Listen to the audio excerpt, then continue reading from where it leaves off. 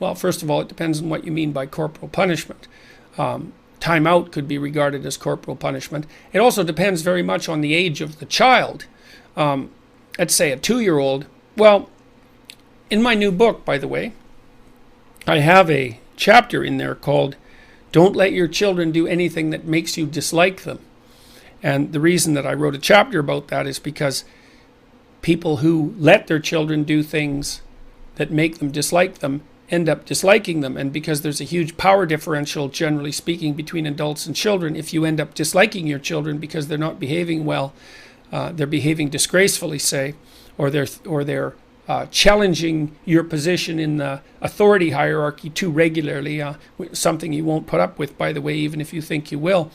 It's necessary to get your disciplinary routine straight. So the first thing I would say is figure out what the rules are. There shouldn't be too many. For 2-year-olds, basically, they have to know what no means, and they also have to learn, as they approach 3, not to kick, hit, bite, or steal, essentially. Now, it's easy to train a 2-year-old what no means. You can actually start with a child that's only 13 months old, a child that can cry, let's say that, or that can crawl. Let's say that you have a child that's starting to crawl and wants to explore the house. So the first thing you do, if you have any sense, is try to get rid of most things that the child could cause a tremendous amount of trouble with to the things or to the child, so that it's reasonably safe. And then the child is going to want to crawl around and get into everything. And so, but maybe there are things you don't want him or her to get into, like maybe there's a what would we say? Maybe there's a tablecloth, and on top of the tablecloth there's a plant, or maybe there's some plants on the floor. And when the child is crawling and goes off to do something that he or she shouldn't, you can just grab his leg and, gently but firmly, and say no. And the child will keep trying to move forward because they're stubborn little blighters, and you can continue to say no. And if you persist with saying no, then the child will eventually give up and sort of go limp. Now, and often the child will cry when you do that.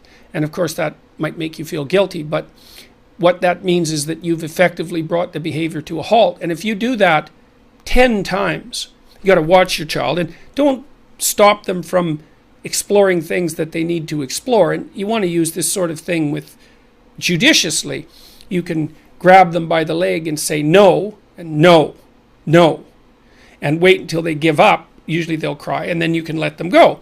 And then soon, after you do that about 10 times, soon then if you just say no with the same tone of voice, the child will, generally what happens, the child will immediately cry and then stop. And then after about 10 repeats of no without having the leg grabbed, then no will just produce stopping of the behavior. And that's unbelievably useful, because as soon as you train your child to understand what no means, then they really have free reign of the house in some sense, with relative minimal supervision from you. First of all, they can learn what things they're not supposed to get into, and it's amazing how fast children can learn that, and how fast they can generalize to the class of things that they shouldn't get into. Like, you don't have to teach them every single thing. They can generalize very rapidly. That's not much different than thinking. But also, once they are capable of understanding what no means, you have an extremely potent means of helping them regulate their behavior with a minimum of intervention. So that's unbelievably useful.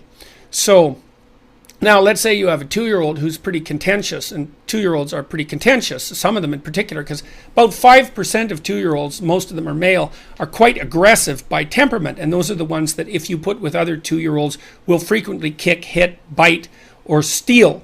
Not all kids are like that, but some are.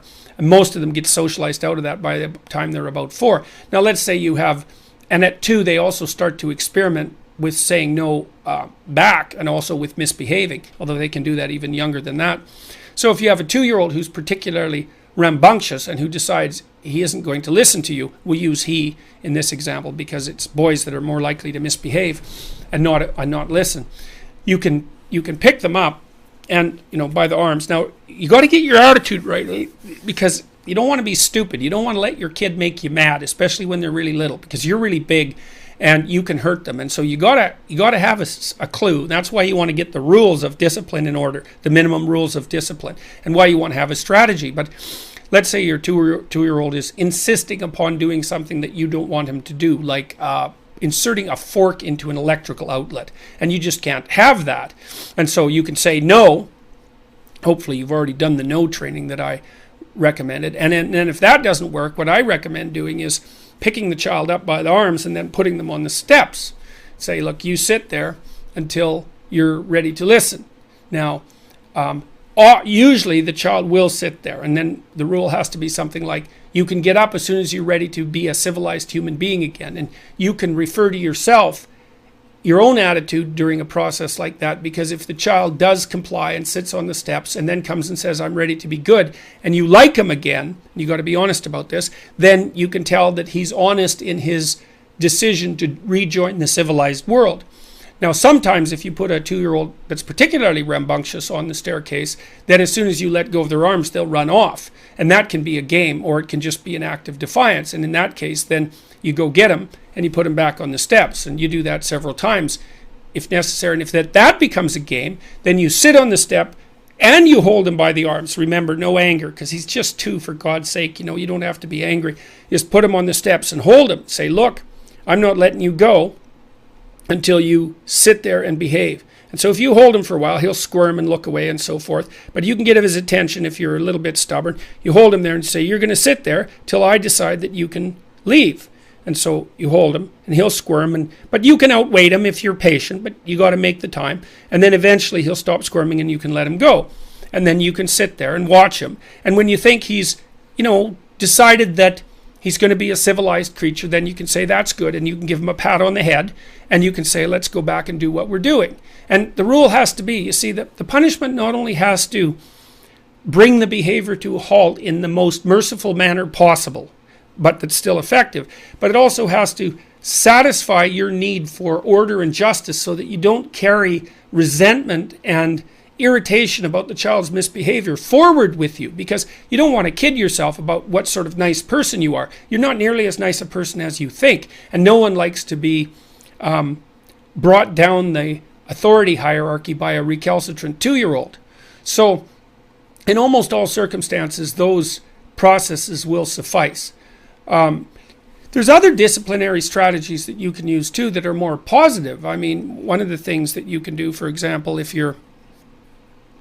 let's say you want to get your child to go to bed, which is a really good idea. You should set a stable bedtime for your child. And I would say if they're under 4, it should be around 8 or 7 or something like that, because you want to have a life, and you want to have a life with your wife so that you don't end up hating your child. And so one of the things you can do, if you want to train your child to go to bed at 8, so maybe he's not going to bed until 10 right now, and you want to fix that. So you say, okay, go to the grocery store or a little convenience store and buy 10 little gifts. And they can be cheap. Kids don't care. They're not very bright, You can fool them. So buy 10 little things that you think your kid would like and wrap them up. And then put them up on a shelf where he can see them but can't get at them. And then you say, look, kid, I'm going to put you to bed at 9:30 tonight. And if you don't get out of bed, then I'm going to give you one of these. I'm going to give you one of these gifts in the morning. So, or you can do it another way too. If the child is always giving you a rough time about getting ready for bed and going to bed, you can say, look, if you put on your pajamas without fussing and you climb into bed, then I'll give you one of these little gifts. And so then if that works, then the child can have a little gift and he's in bed at 9:30, and then you can make it 9, and then you can make it 8:30, and then you can make it 8. And that's called successive approximation, right? You hit the target. You specify the target that you want the child to achieve, and then you use small rewards, not too often, in order to attain that goal. And those are unbelievably effective strategies, and they can actually be pretty fun. But I would say the advice to not let your child do anything that makes you dislike them is really, really useful. You want to talk this over with your partner too, so that you have your disciplinary strategies and your rules talked out so that you don't work at cross purposes to one another. So, okay, so that's probably good enough for that.